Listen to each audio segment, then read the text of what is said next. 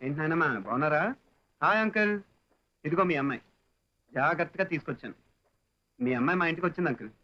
మా అమ్మకి నాన్నకి చాలా బాగా నచ్చింది. మీ అమ్మాయికి కూడా మా అమ్మ నాన్న చాలా బాగా నచ్చారు అంకుల్. అదనమాట సంగతి. Matter clear. వస్తాను అంకుల్. వస్తా కోటి. బాయ్ నాయనమ్మా. బావా ఒక్కసారి ఓను బావా, ఆయన ముక్కలు ముక్కలుగా నరిగేస్తాను బావా. మాట్లాడవేంటి బావా, నువ్వు కొట్టవేంటి బావా?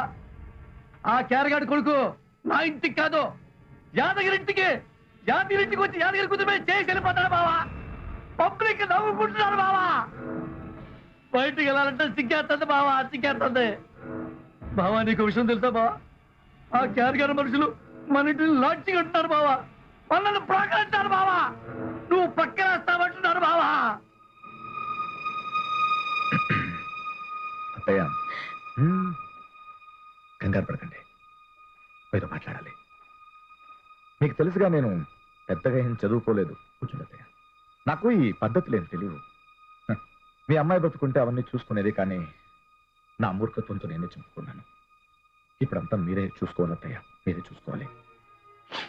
తల్లి లేని నా కూతుర్ని పెద్ద మనసుతో సాకారు, పెంచి పెద్ద చేశారు. నా చర్మం పొలిచ్చి మీ కాళ్ళకి చెప్పులు కుట్టించిన నా రుణం తీసుకుని చెప్పనివ్వండి నాకు. ఇవాళ నాకున్న పెద్ద దుక్కు మీరు ఒక్కరే. ఏం లేదత్తయ్య, నా కూతురు పెద్దదైంది అత్తయ్య. పెళ్లి వయసుకు వచ్చింది, పెళ్లి చేయాలి. అలాంటి మూర్ఖుడికి పుట్టిన పాపానికి దానికి కావాల్సిన వాడిని అదే ఎత్తుకుంది. కానీ బాగున్నాడు అబ్బాయి, నచ్చాడు. అదే పెళ్లి కొడుకు ఇంటికి వెళ్ళి పద్ధతులు ఎలా మాట్లాడాలని. ఆ కేఆర్ గడు ఒప్పుకోడని భయమా? ఎందుకు ఒప్పుకోడు? ఏం తక్కువ నా కూతురికి? బంగారు తల్లి. వాడు 20 ఏళ్ల నుంచి దాన్ని ఏసేయాలని చూస్తున్నాడు. వాడు కావాల్సింది నా చావు, అంతేగా. నా కూతురికి వరకట్నంగా నా తల కోసి వెండి పళ్ళెంలో పెట్టిస్తానని చెప్తాను. ఎందుకు ఒప్పుకోడు? కానీ కుర్రోడు బాగున్నాడు. పెద్దవాడు మాట్లాడుతున్నావుగా, ఉండ. ఒప్పుకోను. అది మా అక్క కూతురు. కేరగాడు మా అక్క తప్పచాడు. ఇప్పుడు కొడుకు పెళ్లి నాకు వీల్లేదు. ఏం చేశారా మీరు? 20 ఏళ్ళ నుండి పంది కుక్కలు నా మీద పడి తింటున్నారు. నా కూతురు గడప దాడకుండా చూడగలిగారా మీరు? లేదా లేచిపోయి నా కూతురు తీసుకురాగలిగారా? వాడు తెచ్చాడు వెనక్కి కూతురుని క్షేమంగా. వాడు మగాడంటే ఆ కేఆర్ గారికి భయపడి మీలాంటి ఆడ మగా కానీ వాడిని అడ్డం పెట్టుకుని నేను నాకు భయపడి ఆ కేఆర్ గారు దొంగ బతుకుతుంటే వీడికి ఇంకా మీసం కూడా రాలేదు. వచ్చాడు స్ట్రైట్ గా నా ఇంటికి. నా మగ మిత్తాలంటే తెల్లాడు వాడు మగాడంటే. 20 ఏళ్ళేరా నా భార్యను చంపినాడు, ఇంకా బ్రతుకున్నాడు.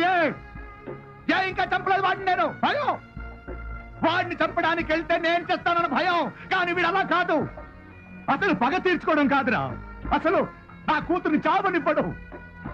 ఆడు గొంతుల ప్రాణం ఉన్నంత సేపు ఈగ కూడా వాళ్ళనివ్వడు నా కూతురి మీద. యముడొచ్చిన వదలడు. ఆడు మగాడంటే నా కూతురి మొగడు.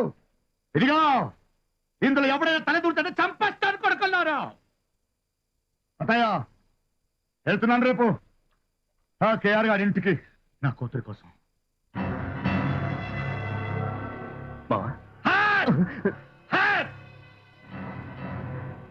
అయ్యో వీడు మూర్ఖుడు. వాడి మాట వింటాడో లేదో తెలియదు. ఏమిటో తల్లి, నాకేం అర్థం కావటం లేదు.